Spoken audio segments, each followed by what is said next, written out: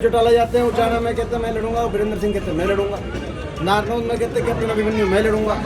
उनका जेजेपी का विधायक है वहाँ से, पहले बीजेपी और जेजेपी की नहीं बनती, जेजेपी वालों के अंदर से आपस में नहीं बनती, दूसरी कहीं मुख्यमंत्री और विज साहब का आपस में खटक पटक है, तो कहीं मुख्यमंत्री धनखड़ साहब का है, कहीं मुख्यमंत्री और इंद्रजीत जी के आपस में नहीं चल रही। सो बुढ़ापा पेंशन और 75% हरियाणा निवासियों को फैक्ट्रियों में आरक्षण, दोनों जिस दो बेसिस पे ये समझौता हुआ था, हमने कहा था समझौता इस बेसिस पे नहीं हुआ।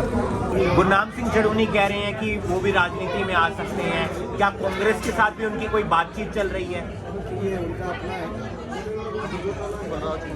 आप कोई समर्थन वगैरह भी करेंगे उनका? ये उनका अपना है। कांग्रेस पार्टी तो क्या है, कांग्रेस पार्टी तो जो है मैं समझता हूँ अपना हमारी जो है हरियाणा के अंदर पहले आप बार बार कहते रहे कि कांग्रेस पार्टी मजबूत है। जॉन शोषण जो हुआ है जेल में, उसको कैसे देखते हैं? उस पर पूरी कार्रवाई हो, उसमें बख्शा ना जाए जो दोषी है। ये इस सरकार में बेटी बचाओ बेटी पढ़ाओ के नारे की धज्जियाँ उड़ रही हैं। किसान कहीं जो खेल मंत्री संदीप सिंह हैं, जो अभी कैबिनेट मंत्री हुए खेल मंत्री से, आज तक मंत्री पद में बने हुए हैं, उन पर आरोप है इस शोषण का। कहीं जो है हमारे एक भाजपा के सांसद है ब्रिजभूषण, उन पर आरोप है हमारी पहलवान बेटियों के साथ शोषण का। और अभी स्कूल के प्रिंसिपलों के ऊपर आरोप इस तरह से लग रहे, बेटी बचाओ बेटी पढ़ाओ का नारा क्या हुआ, सरकार बताए। सर, किसान संगठन इस तरीके से राजनीति में आएंगे तो आपके हिसाब से ठीक है? ये सबका व्यक्तिगत वो है, मेरा कोई इसमें नहीं है, सबके अपने व्यक्तिगत है। कोई जो है बहुत से लोग जो है पहले भी आए राजनीति में किसान संगठनों से। कांग्रेस नेता पूछ रहे हैं कि कब तक जिला अध्यक्ष बना देंगे? कांग्रेस का जिला अध्यक्ष जब हमें सही समय पे जब ऐसा लगेगा, कांग्रेस पार्टी की नियुक्तियों से और नियुक्तियों की घोषणा से कांग्रेस पार्टी को मजबूती मिलेगी, हम उसी समय उचित समय पे कांग्रेस का हाईकमान ऐसे फैसले किया करते हैं। गुटबाजी का एक बड़ा सवाल रहता है सर। आपकी बात बिल्कुल सही है, बहुत ज़्यादा हमें चिंता है इस बात की कि प्रदेश के अंदर इतनी बड़े स्तर पे भारतीय जनता पार्टी में गुटबाजी इतनी क्यों है, जिसकी सरकार चल नहीं पा रही।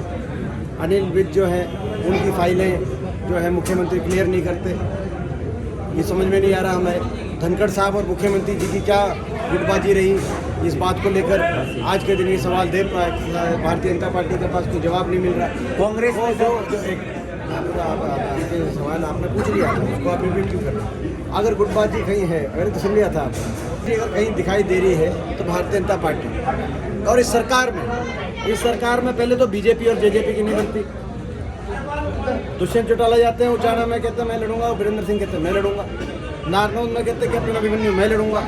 उनका जेजेपी का विधायक है वहाँ से, पहले बीजेपी और जेजेपी की नहीं बनती, जेजेपी वालों के अंदर से आपस में नहीं बनती। दुष्यंत जी जहाँ जाते हैं जेजेपी का विधायक नहीं दिखता, और बीजेपी की आपस में नहीं बनती। कहीं मुख्यमंत्री और विज साहब का आपस में खटक पटक है, तो कहीं मुख्यमंत्री धनखड़ साहब का है, कहीं मुख्यमंत्री और इंद्रजीत जी के आपस में नहीं चल रही। और जिले स्तर तक हम जाएं, कहाँ कौन से जिले में कितने गुट हैं, तो वो तो जो है अपना, मैं समझता हूँ कि कांग्रेस पार्टी एकजुट है और गुटबाजी कहीं है तो इस सरकार में गुटबाजी है। हाई कोर्ट ने आरक्षण जो खत्म कर दिया, उस पर क्या कहेंगे? ये तो ढकोसला था, पहले दिन से हम कह रहे थे 5100 बुढ़ापा पेंशन और 75% हरियाणा निवासियों को फैक्ट्रियों में आरक्षण, दोनों जिस दो बेसिस पे ये समझौता हुआ था, हमने कहा था समझौता इस बेसिस पे नहीं हुआ।